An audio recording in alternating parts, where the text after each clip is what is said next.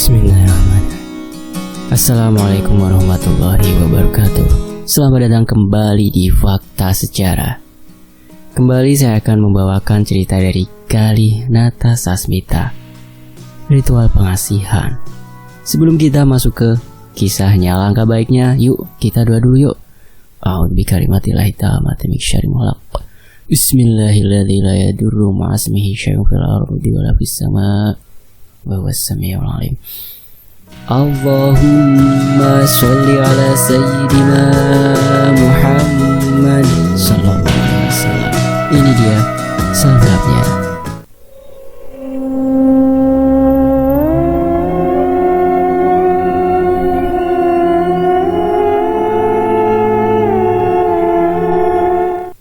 Manusia sejak zaman dahulu berteman akrab dengan bangsa jin. Tak sedikit dari mereka bekerja sama untuk mendapatkan tujuan atau mencapai keinginan tertentu. Di era yang serba modern ini, praktek atau ritual masih sering dilakukan oleh sebagian orang guna mendapatkan keinginannya masing-masing. Seperti halnya ritual pengasihan yang pernah aku lakukan pada tahun 2014 silam. Dikutip dari Wikipedia, ritual adalah serangkaian kegiatan yang dilaksanakan terutama untuk tujuan simbolis. Ritual dilaksanakan berdasarkan suatu agama atau bisa juga berdasarkan tradisi dari suatu komunitas tertentu.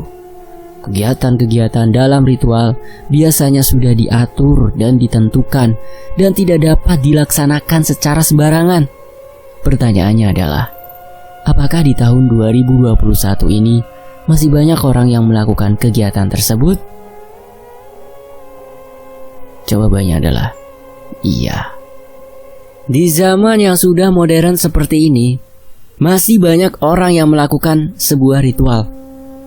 Tergantung dengan tujuannya masing-masing. Seperti yang pernah aku alami sebelumnya pada tahun 2014 silam. Aku berharap dengan kejadian setelah ritual yang pernah aku alami, kalian yang ingin melakukannya dapat mengurungkan niat tersebut, karena berdampak sangat signifikan terhadap kegiatan sehari-hari. Tolong, jadikan ini sebuah pembelajaran ya. Malam itu di tahun 2014, aku tengah dalam perjalanan kembali ke Tangerang bersama kedua teman kantor. Sebut saja Usep dan Maman. Sebelumnya kami telah mengunjungi situs bersejarah yang berlokasi di Kabupaten Cianjur. Contohnya yaitu Gunung Padang, sebuah situs megalitikum yang sangat megah, penuh dengan misteri dan sejarah yang sampai saat ini belum ada yang dapat memecahkan misteri Gunung Padang tersebut. Kami bertiga memang sangat tertarik dengan sebuah situs atau benda yang mengandung sejarah atau misteri. Menurut kami itu adalah hal yang sangat menyenangkan untuk dieksplor. Usep adalah seorang bapak dari 2 orang anak dan berdomisili di Tangerang. Sedangkan Maman adalah seorang bapak dari 1 orang anak. Ia perantau, sama seperti aku. Kami bertiga sangat dekat dan sering menghabiskan waktu bersama setelah jam kantor.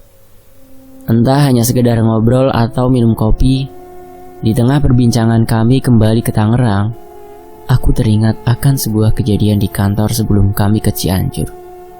Waktu itu, atasanku yang dikenal sangat galak, temperamental, dan tidak mentoleransi sebuah kesalahan sikapnya tiba-tiba berubah kepada Usep. Setiap kali ia ke ruangan si ibu itu dan meminta tanda tangan, aku nyaris tidak pernah mendengar suara keras atau bentakan. Sementara jika orang lain termasuk aku nih, saat kami masuk ke ruangannya dan meminta tanda tangan, pasti tidaknya dikramasi, dibentak, dan selalu ada saja celah buat dia memarahi kami. Sep, lu tiap masuk ke ruangan si ibu killer dan minta tanda tangannya kok gak pernah diomelin? Gue pasti kena omel terus. Kayak ada aja celah buat dia ngomelin gue. Bagi rahasianya dong, Sep.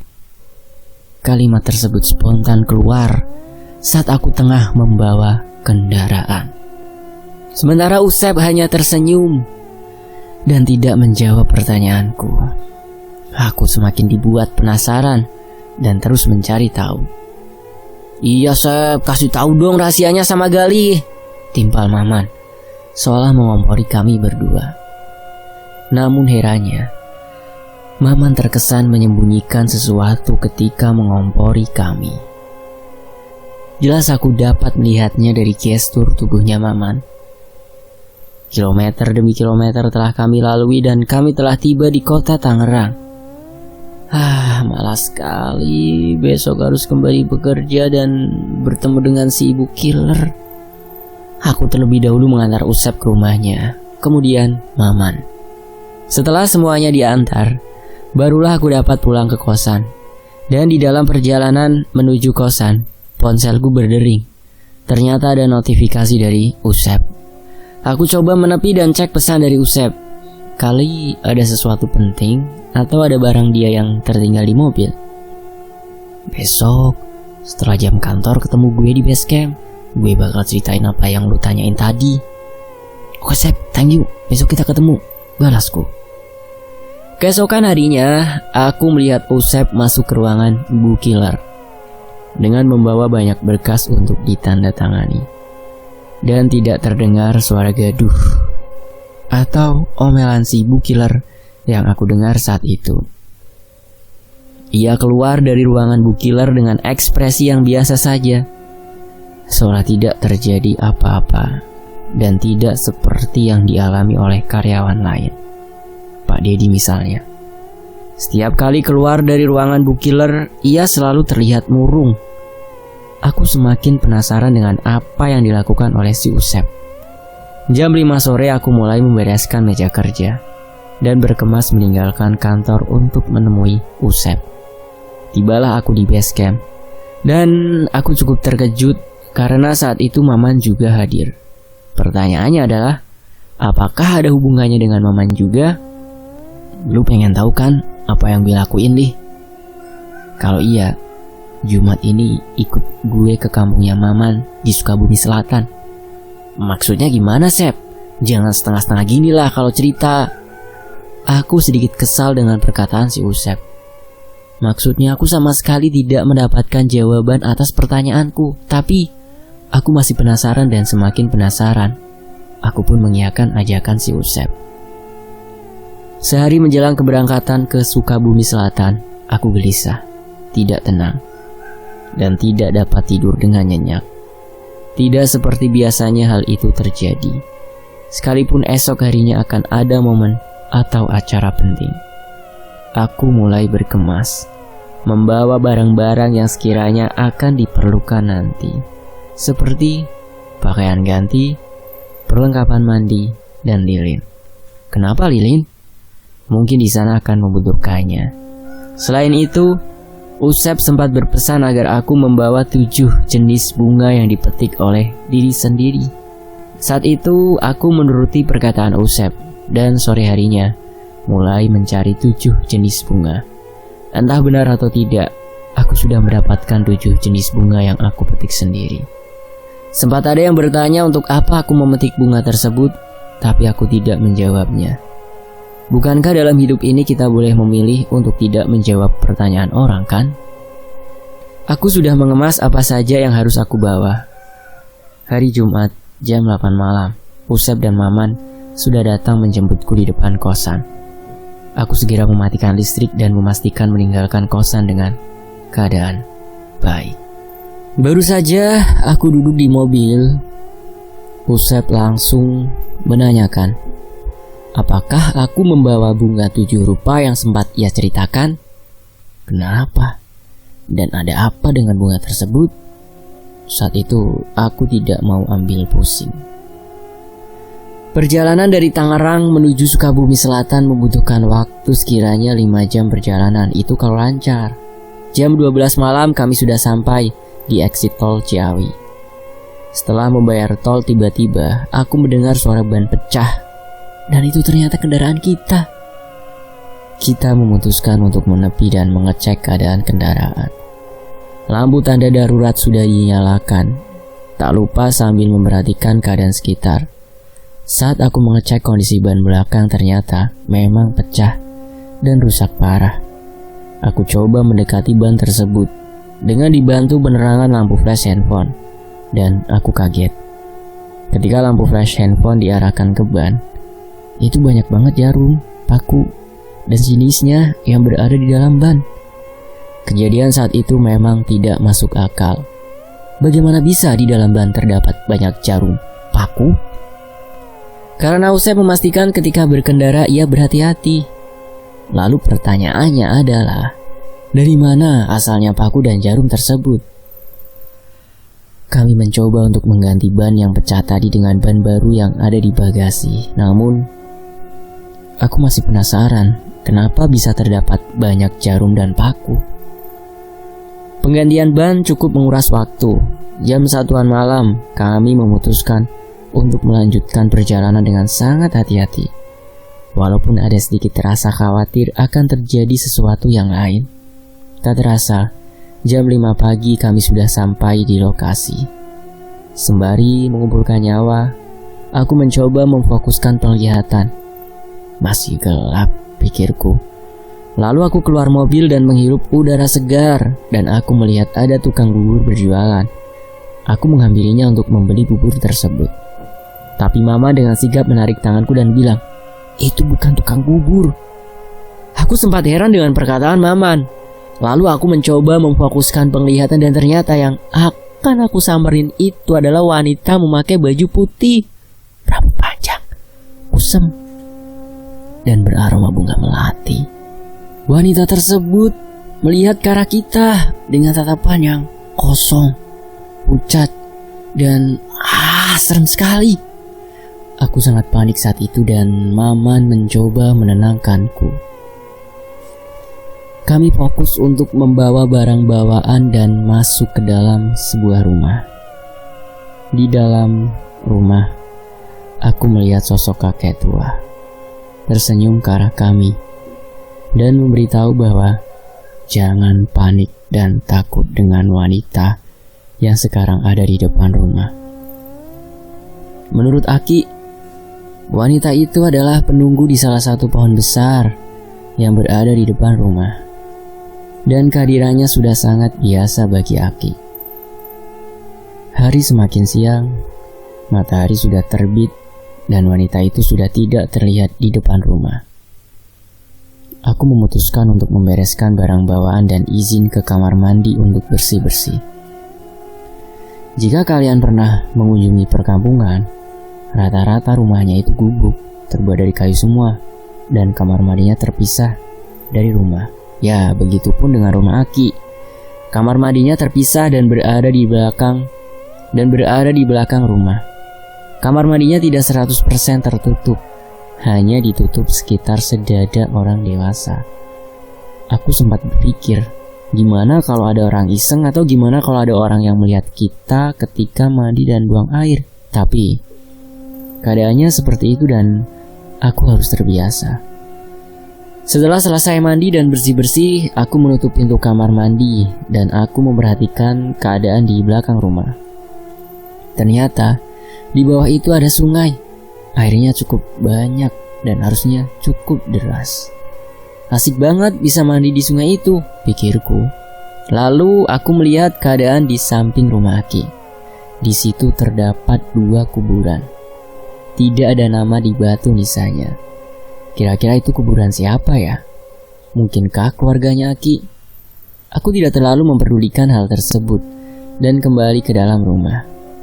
Di dalam rumah, aku melihat Aki sedang ngobrol dengan Usep, sementara Maman tidur pulas di dalam kamar.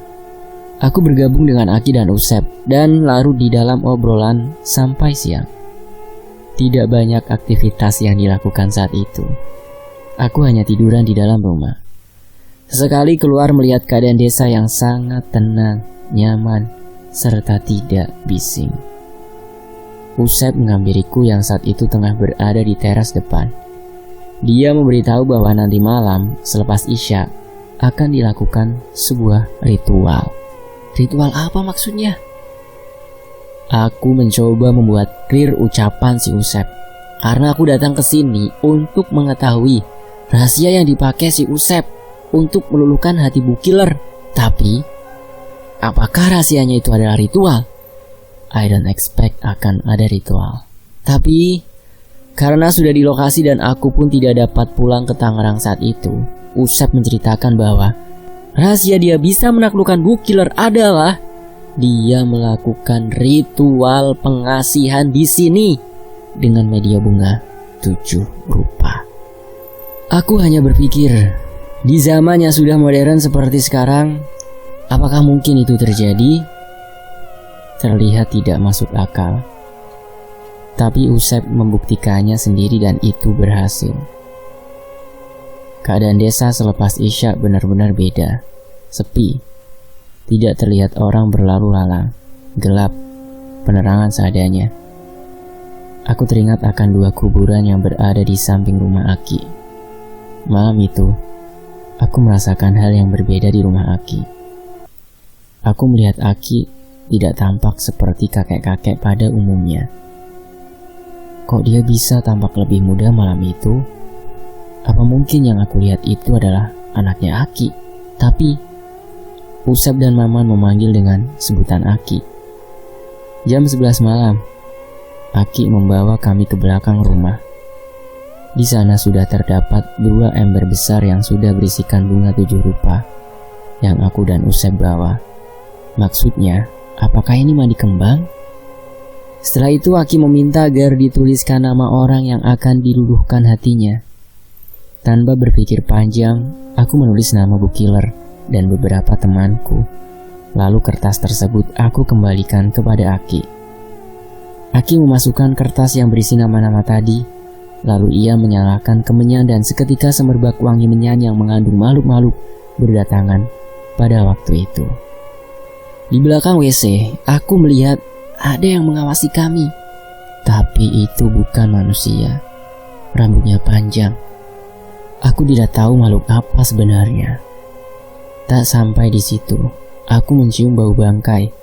Dan di samping kamar mandi, aku melihat pocong. Mukanya hitam, hancur, dan bau banget. Aki menyuruhku untuk tetap tenang dan tidak panik. Bagaimana bisa aku tidak panik? Sementara di depan, aku melihat banyak banget makhluk yang berdatangan. Setelah air selesai dimanterai oleh Aki, Maman memberitahukan bahwa prosesnya belum selesai. Aku dan Usep harus membawa ember yang berisi air tersebut ke tepi sungai di bawah. Maksudnya adalah, apakah aku harus mandi di tepi sungai malam-malam? Ini sudah tidak masuk akal.